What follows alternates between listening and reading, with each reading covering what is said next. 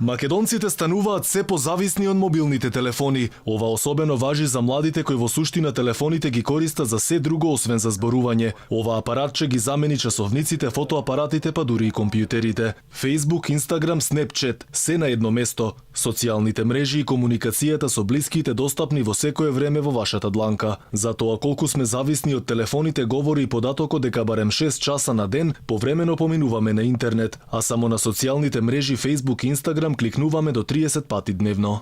Мобилните ги користиме најчесто за Instagram, за Facebook, за игри во денешниот свет. Децата, како и сега ние малку поголемите сме, исто така зависни, да кажеме, од мобилните. Во денешно време телефоните заменуваат се и апарати, и енциклопедии, и се што може да се замени. Зависни сте? Па изгледа да. Така, зашто служат телефониве во денешно време? За све.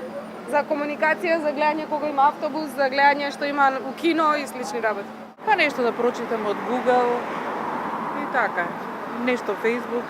Социјални мрежи пред се. Социјални, да. Мобилните телефони стануваат се поатрактивни. Новото време речиси ги заменува дигиталните апарати и камери, и тоа со новата модерна дигитална технологија.